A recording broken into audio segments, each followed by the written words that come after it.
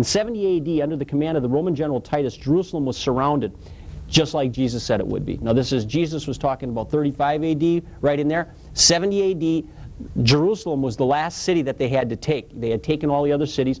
They had surrounded Jerusalem, as Jesus said. Remember, he wept, and Jesus said there wouldn't be one stone left upon another, okay? He stood there and he wept. A short time, they surrounded, within a short time of the city, the Jewish people were destroyed. History records the horrible things that happened. Now, when you hear about this, right, and you hear that they were destroyed, you think it was just a 1, 2, 3 thing. And if you read a history book, now this is where it gets interesting. You can take, there's a historian, Josephus. Many people have heard of him. He's one of the early historians. You can read the accounts from Josephus as to what really happened. I'm going to give you a few quotes here of what really went on during that time period. See, as the Jews were in the city, you've got still in the city as they're surrounded, they had their chance to leave and they didn't take it. And a lot of the Jews who wanted to leave couldn't leave because the other Jews would say, I'll kill you, you traitor. You know what I'm saying? There's pressure from the other Jews. So here they are in this city, a million Jews, over a million Jews, and the Romans surrounding it. Now they cut off the food, they cut off everything. Thousands of people in the city starved to death. People looking for food were crucified by the thousands. This is historic fact. As they would come out to try to get food at all, history records there wasn't enough trees left outside of Jerusalem to crucify anybody anymore. It wasn't there wasn't enough people. There was not enough trees left. They were all taken. Jews, as far as the eye could see, were crucified. I mean, this is a historical fact, and you begin to see some of this. It's unbelievable. Altogether, 1,100,000 Jews were killed. When you see this little chart here, 1,100,000 Jews were killed in this besiegement of Jerusalem, okay? The remaining prisoners were sold into slavery and dispersed to the four corners of the earth, thus ending the nation of Israel, thus ending the Jews. Now today you don't know any Amalekites. You don't know any Moabites. You don't know these peoples. These people, Canaanites, they were destroyed. The remnants of them went into a different group of people, you know, Egyptians or whatever. This was the end of the Jews. Totally destroyed. They went in, and I could get into it, and I'm not going to get into it. You find out historically that they went in, and they literally tore the stones down. Jesus said there wouldn't be one stone left upon another. When they went into some of these temples that were underlaid with gold, man, they literally knocked down every stone and picked the gold out between the rocks. I mean, this thing was leveled, just like the Lord said it would be. And again, no one took heed. You know what? This Bible study today is like what I taught lesson 2 about the ark. They mocked Noah for 120 years. And all of a sudden it started raining. And I'm here to tell you that God, this is a boat. God set it up in the New Testament again, this plan here, it's like a boat. We have an opportunity to get in this boat. And right now, I mean, I just feel like it's like God's getting ready to shut the door to the boat again. That's the day that we're living in right now. And I believe you'll hear me a little bit more by the time we're through with this Bible study. We're talking about signs of end times here. So here the Jews are destroyed. Now, let's take a look at, let's go back to Isaiah chapter 11 and verse 12. And he shall set up an ensign for the nations, and shall assemble the outcasts of Israel, and gather together the dispersed of Judah from the four corners of the earth. This is a prophecy saying after they're destroyed, God's going to bring them back. See, they had never been scattered to the four corners of the earth back there. Here's a prophecy this guy Isaiah is writing. Half the time these guys never know what they're writing. He wrote it down. God said it. He says, God says, I'm going to bring them back from all four corners of the earth. Turn over to Jeremiah chapter 30 and verse 3. For lo, the days come, saith the Lord, that I will bring again the captivity of my people Israel and Judah, saith the Lord. And I will cause them to return to the land that I gave to their fathers, and they shall possess it. And if you look at Jeremiah chapter 31 and verse 10. Hear the word of the Lord, O ye nations, and declare it in the isles afar off, and say, He that scattered Israel will gather him, and keep him as a shepherd doth his flock. These scriptures tell us God is going to bring back Israel, right, as a nation. Now, I told you, we take it as it's no big deal. May 15th, 1948, under the Balfour Declaration, Israel became a nation again, okay?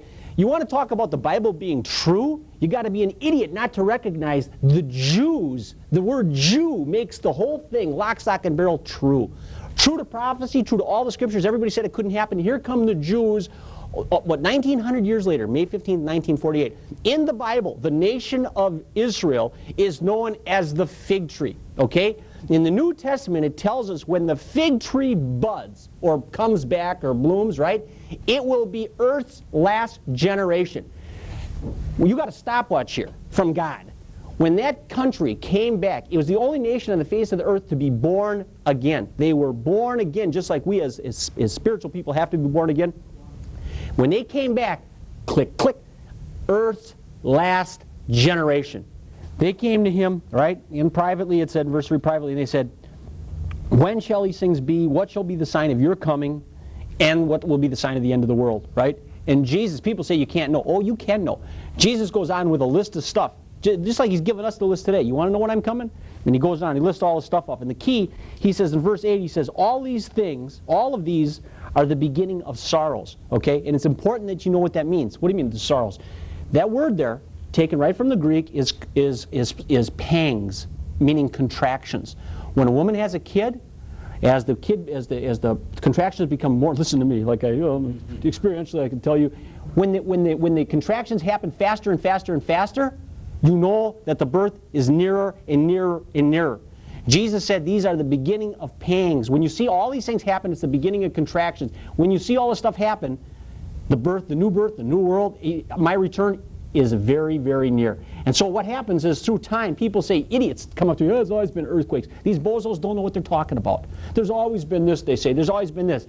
Everything Jesus said in this account here and in several other accounts has gone off the scales in epidemic proportion. One of the example is earthquakes. From the observatory in Strasbourg, France, in the last 3 years, there has been more earthquakes recorded, or 4 years, than in the history of all mankind. Okay? If you begin to research earthquakes, you will freak out and go and want to tell people about this sign and what's really happening with earthquakes. Nothing like it. You know, I mean, I'm going to read a little about it. But everything that the Lord said has just gone right off the top of the charts. Read Matthew chapter 24 and verse 24. For there shall arise false Christs and false prophets, and shall show great signs and wonders, insomuch that if it were possible, they shall deceive the very elect. So you don't follow the signs and wonders. We're talking about that a little bit last week too with the guy at Liberace suit on, going to heal people. You don't follow the signs and wonders. You follow God. He says here again, false prophets. Read verse 11. And many false prophets shall rise and shall deceive many. Today there's over 250 denominations in the United States alone. False teachers, counterfeit Christs are popping up everywhere. Sun Young Moon, the Moonies claim that Christ has already come. On Sally Jesse Raphael, I was in one of my accounts. It's like a bar or restaurant, and I go in there, and this is quite a few years ago. I almost fell over. I'm trying to get the order from this lady, and I hear the interview behind me, and the lady says, Jesus number 2. Can you tell me what? I said, what? Here's Jesus number 1, Jesus number 2, and Jesus number 3. They're interviewing different Jesuses, you know, about, yeah, it was unreal. I'm going, what is going on here? And if some old lady in the audience said to this guy, Jesus number 2, she said, if you believe it and this is your book, what are you doing divorced? You know, I started clapping. I thought, yeah, lady, give it to him, you know. But you want to talk about stupid? Jesus number 1. He said, many will come in my name saying I am the Christ. The first thing come out of his mouth. You know, we know religion today, religiosity, Christology, all this stuff, it's puke, it's ridiculous, it's so watered down, people don't have a clue about the one true and living God, what this Bible says, the things that are supposed to be happening in the church service. And then when they start to happen, they want to mock it and say it's ridiculous, it's demonic. We're living in a real world. That's the stuff that's crazy.